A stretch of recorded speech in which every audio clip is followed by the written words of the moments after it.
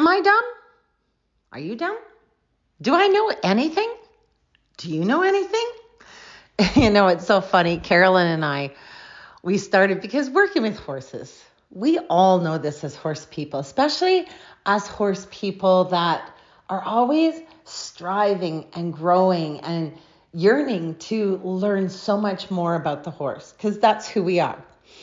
And as we are rolling through each year, as it keeps on passing, the one thing we just came up with, and this was in 2022, we both looked at each other and we have decided that we are dumb. Because if we decide that we're at this place that we know nothing is what we're referring to, then it helps us to always be so open in your path of learning. Because you really don't. If we stop learning, well, that's taking the old dirt nap. Because there's always room to continually grow and continually learn more, especially when it comes to these sentient beings, these magnificent creatures, these teachers, these loves of our life that we call our horses.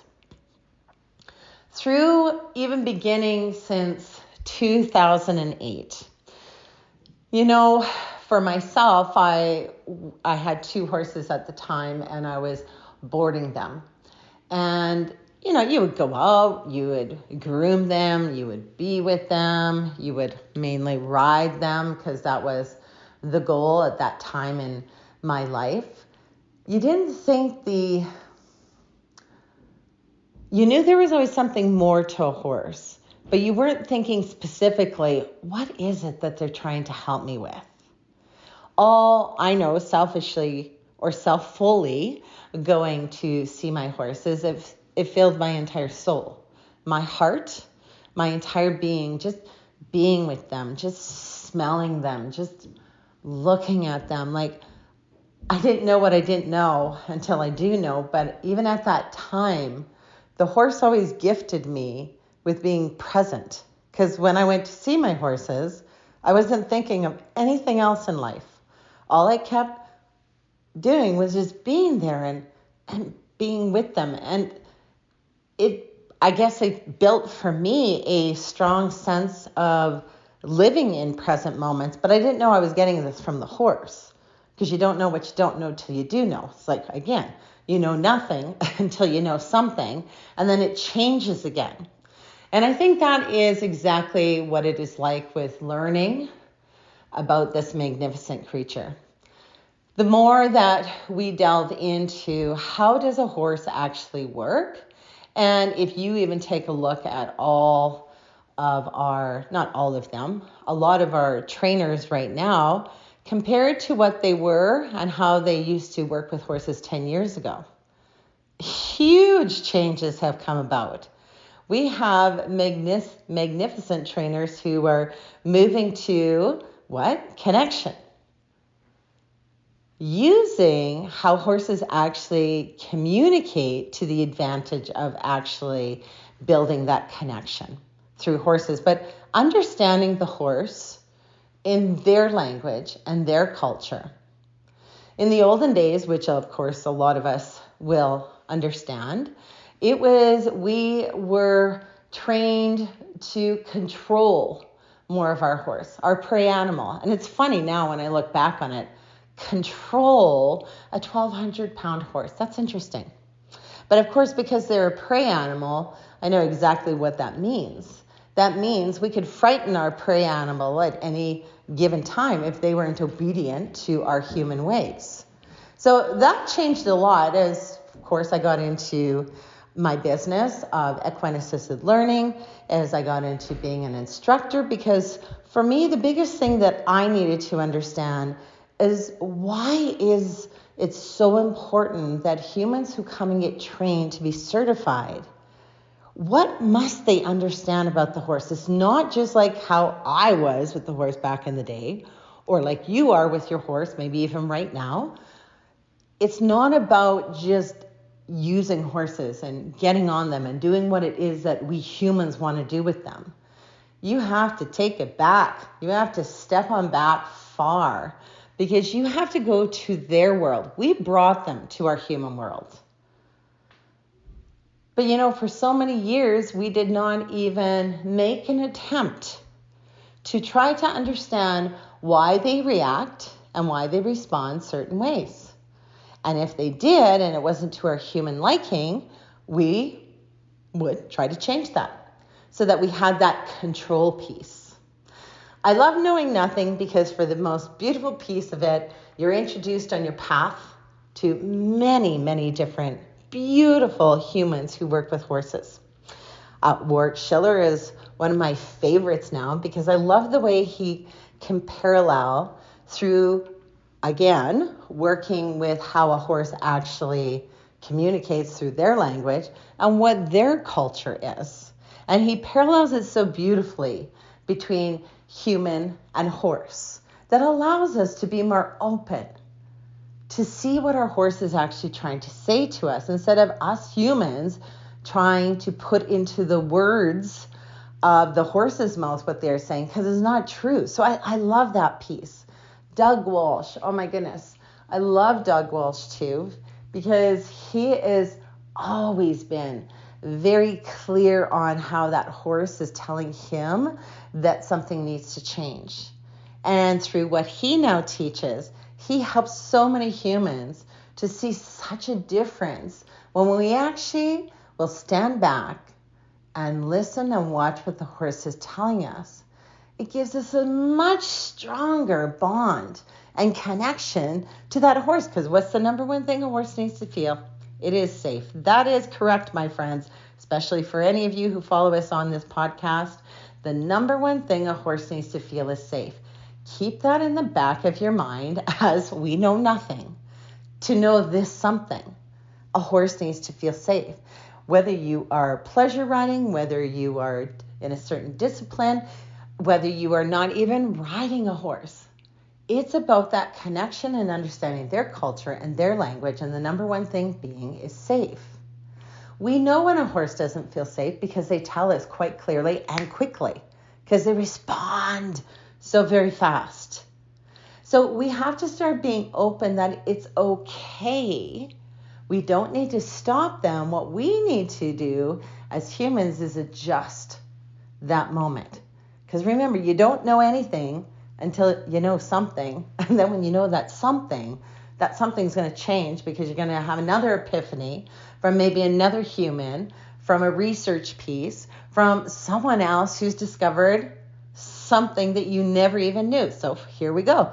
Dr. Steven Peters. Oh my goodness gracious me. Now, I have enjoyed this journey of knowing nothing and learning about these horses all the time, because I do believe, by the time we even finish this life, we'll still never know all there is to know about this incredible sentient being. But as I'm doing more research and I'm hearing more, I'm going to the horse's culture, to the language, it's still not enough. Because the number one thing I always want those horses to feel in working with our clients, working with ourselves, is they have to feel safe. And then I find Dr. Steven Peters. Oh my goodness. Now we are literally going into the neurological piece of the horse's brain. Like the actual factual reasons why this prey animal responds, acts, thinks, what he needs to feel, how he can do such things. Why do they yawn? Why are they chewing that way? Why is this tail moving this way? Why is it up? Why is it down? There's so many specifics as to what that horse is doing, not only because of culture and language, but because of the design of their brain. It's so amazing. And again, I wouldn't have known. I didn't know what I didn't know until I did know. And that's by continually being in this path and on this journey with so many like-minded trainers and people who are very vigilant to understanding there's so much more to the horse. It's not about controlling the horse. It's about having that horse feel safe so that you can move in and do what you're needing him to do for you. And of course, there's your respect line, the piece you never cross. Those are safety components all on its own. Even Dr. Steven Peters, I just love this. He goes, as humans, we use, they're being disrespectful. A horse doesn't know disrespect. Not even in his brain. That's a human thing that we have thrown onto our horse. If our horse is doing something that we as humans think is disrespectful, we as the humans have allowed that pre-animal at some point to continually do what he's doing, because horses don't think in disrespect. I thought, that was a huge eye-opener for us as well, because, yeah, you're right. They don't know that. So why do we keep using that terminology when it's not fair and it's not right on the horse? So there is Leah Dick. She is phenomenal in helping us to understand, again, medically, for fascia bands that are chakra bands. Chakra is Reiki. Like, we're discovering so many incredible things as the time keeps moving forward, and the opening to understanding how this research works by actually being able to observe how your horses are responding and reacting to these new things that you didn't know before. So are we really dumb? Well, I don't believe we're dumb, because we're pretty smart human beings. And that's the glorious piece with having our brain and our kindness and our empathy.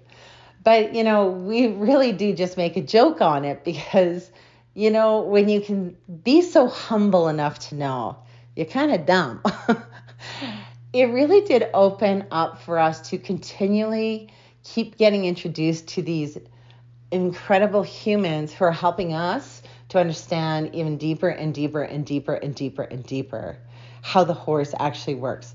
When we actually understand how this beautiful creature actually works, and the number one thing is we can always keep them safe, the relationship is outstanding. Because why? Compared to humans, as we know, humans can lie and humans can judge. We are human. We are capable of doing that.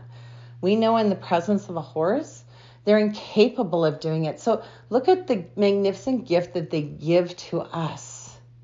We have to now be very reciprocal in accepting this, but them as the horse, let them be who they are, and we can work in their system, but in the way that they understand. So it's not like you're just training them to just be desensitized. You're training them in their ways so that they, as the horse, can think about how that's happening, still feel safe, and be able to, what's the word? I sometimes lose my words as I talk. Kind of like reset themselves. So even though at one moment that could be freaky, because of understanding who it is that they are, we have been able to access that training differently by allowing them to be who they need to be, but training them in their way so they can go back to that self-regulating. Oh, I think that was the word. Yeah. Anyway, I just thought I wanted to talk on this today because I do think it is funny. Am I dumb? I don't know. Do I know anything in life? Even in the human world, I'm like, do I really know anything? I thought getting older meant we were so much wiser. I'm not sure. Are we? Are we just always continually open to, I gotta learn. Oh my gosh, I didn't know that existed. And I think this is what this whole little podcast is about. Let your mind be free to be open. When you can allow yourself to know you know nothing, it actually, makes your brain work in a different way. It's more exciting, because then we're not so stubborn and determined. It can only be this way. No, it can't just be this way. That's not the way life and living beings work. So I hope that you have enjoyed, and I hope maybe you have learned a few little things, but I hope most importantly that your path opens for you and your horse and your journey with your horse or your horses to go to their world, to understand their place, and that we're invited into their world so that we can get to the best connection that is possible in a relationship. And remember, it's the greatest relationship on earth. Because why? They'll never judge us and they'll never lie to us. It's not like having a human relationship. And don't get me wrong, there's beautiful human relationships, but there is none so pure as with a horse, because they don't think, act, or respond like a human. They can only think, act, and respond like a horse.